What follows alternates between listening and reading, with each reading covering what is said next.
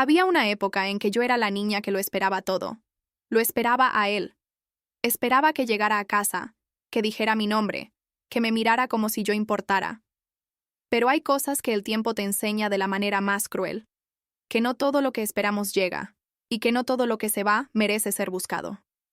La última vez que vi a mi padre antes del quiebre definitivo, yo tenía 22 años.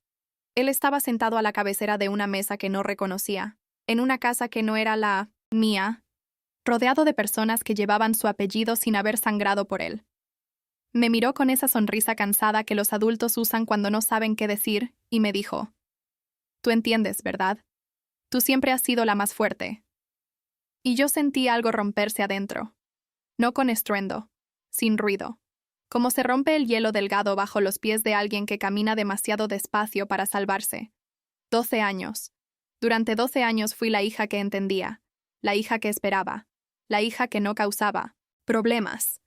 Y en ese momento, sentada frente a un plato que no había pedido, en una celebración a la que no pertenecía, decidí que ya no quería seguir siendo esa hija. Pero para entender cómo llegué ahí, tengo que volver al principio. Tengo que volver al día en que mi mundo se partió en dos. Tenía 10 años cuando mis padres se separaron. La memoria de los niños no guarda fechas exactas, pero sí guarda sensaciones. El olor a cigarrillo frío de esa noche, el sonido de maletas arrastrándose por el pasillo. La voz de mi madre tratando de sonar tranquila mientras me explicaba que papá iba a vivir en otro lugar. «Pero te va a llamar todos los días», me dijo. «Te va a ver los fines de semana». Yo le creí. Tenía 10 años. Todavía creía en todo. Al principio fue así. Mi padre cumplió. Me llamaba por las noches, me llevaba al parque los domingos, me compraba helado de vainilla aunque yo siempre pedía de chocolate. Era su forma de quererme, supongo. Torpe, pero presente. Y yo me aferraba a esa presencia como se aferra uno a una cuerda en medio del agua. Ella apareció 6 meses después.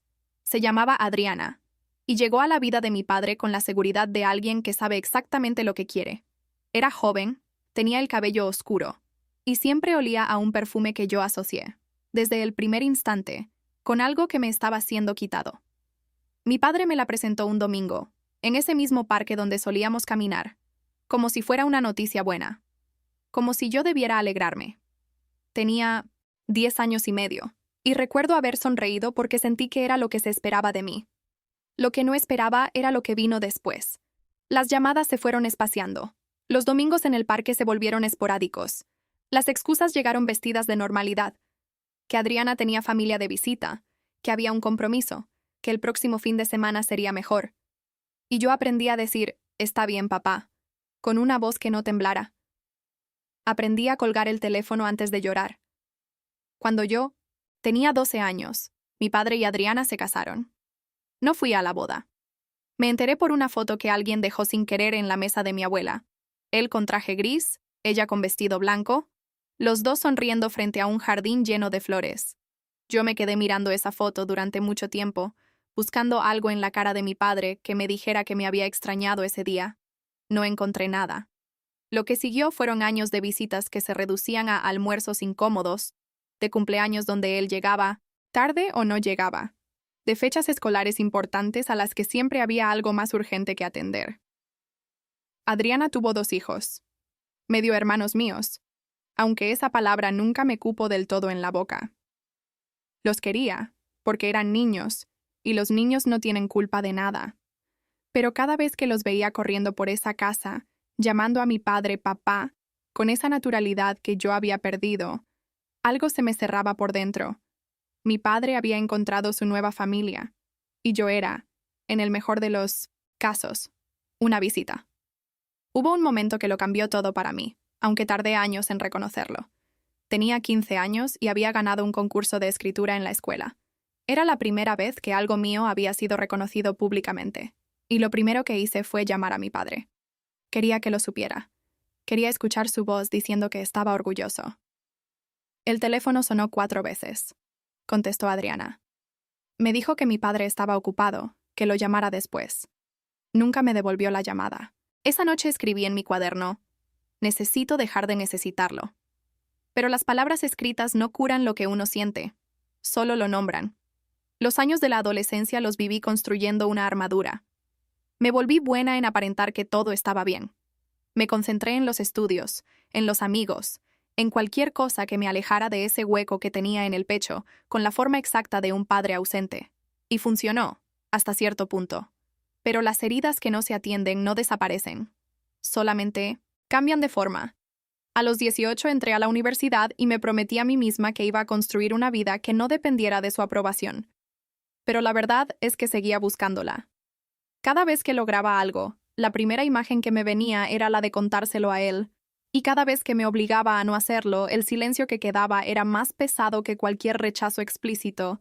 Él aparecía de vez en cuando, en Navidades cuando Adriana lo permitía, en algún cumpleaños al que llegaba con un regalo envuelto sin amor y una sonrisa que decía, lo intenté.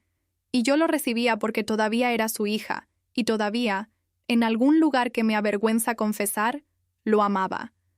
Ese amor de los hijos es el más irracional y el más resistente que existe. Sobrevive cosas que no debería sobrevivir. Fue a mis 22 años cuando todo llegó a su punto de quiebre. Mi padre me llamó para invitarme al cumpleaños de su hijo menor, el que tenía 8 años. Me dijo que sería una reunión familiar, que quería que yo estuviera. Y yo, que todavía guardaba esa pequeña llama de esperanza en algún rincón que no había logrado apagar, fui. La casa olía a comida recién hecha y a esa vida ordenada que él había construido sin mí. Adriana me saludó con la educación fría de quien tolera algo que no eligió. Los niños corrían y reían. Mi padre estaba en el centro de todo eso, riendo, activo, presente de una manera que yo jamás le había conocido.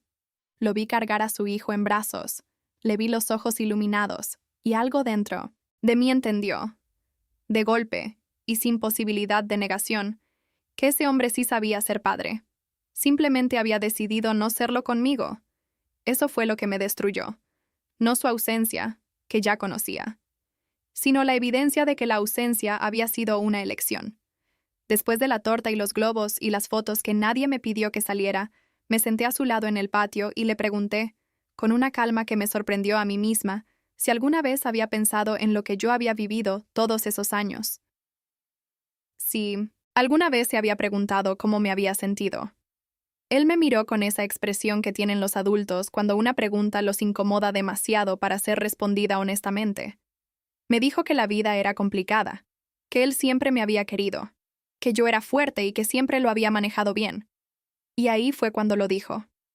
Tú entiendes, ¿verdad? Tú siempre has sido la más fuerte. Algo en mí se partió, y al mismo tiempo, algo en mí se liberó.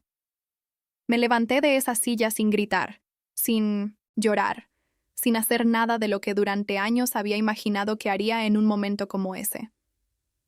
Agarré mi bolso, me despedí de los niños con un abrazo que les di de corazón, y salí de esa casa sabiendo que no volvería de la misma manera. No con rabia, no con odio, con una claridad aterradora. Esa noche, sola en mi apartamento, lloré como no había llorado desde los 10 años. Lloré a la niña que esperaba los domingos en el parque. Lloré a la adolescente que colgaba el teléfono antes de que se notara que estaba llorando. Lloré a la joven de 18 años que prometió no necesitarlo y siguió necesitándolo en silencio.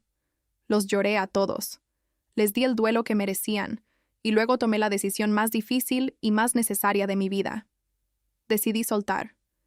No con crueldad, sino con la precisión de alguien que finalmente entiende que hay heridas que no sanan mientras uno sigue parado sobre ellas. Le escribí una carta que tardé 3 semanas en terminar. No era una carta de odio. Era una carta de despedida honesta, de alguien que lo había amado profundamente y que necesitaba, por primera vez, ponerse a sí misma en el centro de su propia historia. Le dije que lo entendía como hombre, que las decisiones de los adultos son complejas, y que no era mi lugar juzgar su vida. Pero también le dije que durante 12 años yo había cargado el peso de una ausencia que no me merecía, que había construido mi identidad alrededor de la pregunta de por qué no era suficiente para que él se quedara, y que esa pregunta me había costado años de paz y de amor propio. Le dije que lo quería, porque era verdad. Y le dije adiós, porque también era verdad. No sé si lloró al leerla. No sé si la entendió. No sé si alguna vez la habrá leído más de una vez en silencio, buscando entre las palabras algo que lo redima o algo que lo condene. Eso ya no es mi historia. Mi historia comenzó el día en que dejé de esperar ser elegida por alguien que ya había elegido. Hay cosas que nadie te dice sobre soltar a un padre. Nadie te dice que duele de una manera distinta a cualquier otra pérdida, porque no es la pérdida de algo que tenías, sino la pérdida definitiva de algo que siempre esperaste tener. Nadie te dice que hay días en que el perdón se siente como una traición a la niña que sufrió. Nadie te dice que sanar no es lineal, que hay mañanas en que uno despierta bien y noches en que vuelve a tener 10 años parado frente a una foto de boda en la que no estaba. Pero nadie te dice tampoco lo que se siente del otro lado. Del otro lado está la primera vez que tomas una decisión importante y no buscas su aprobación. Está la primera vez que logras algo y te lo celebras a ti misma, sin esperar que nadie más lo valide. Está la primera vez que alguien te dice que eres fuerte y tú sabes que lo eres no a pesar del dolor, sino porque lo sostuviste y lo soltaste y seguiste caminando. Yo elegí a la niña que esperaba en el parque.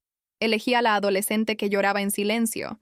Elegí a la joven que se armó de defensas para sobrevivir. Las elegí a todas. Y al elegirlas, finalmente me elegí a mí. Hay padres que no saben ser padres. Hay personas que aman en la medida de sus propias heridas. Y esa medida a veces es demasiado pequeña para lo que sus hijos necesitan. Eso no nos hace menos dignos de ser amados. Solo nos dice que a veces el amor que necesitamos tiene que empezar por nosotros mismos. Todavía pienso en él, de vez en cuando. No con amargura, sino con esa tristeza serena que queda cuando uno ya terminó de llorar algo. Espero que esté bien. Espero que sus hijos lo quieran y que él, esta vez, esté presente para recibirlo. Espero que en algún momento, si hay algo de conciencia en él, sepa lo que se perdió. Pero ya no vivo esperando que lo reconozca, porque aprendí, tarde pero con certeza, que el amor propio no es el amor que te queda cuando todos te fallan. Es el amor que decides darte cuando entiendes que eres suficiente, que siempre lo fuiste, y que ninguna ausencia ajena puede cambiar.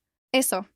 Yo fui la hija que esperó 12 años, y después, finalmente, fui la mujer que se eligió a sí misma, y eso nadie me lo puede quitar.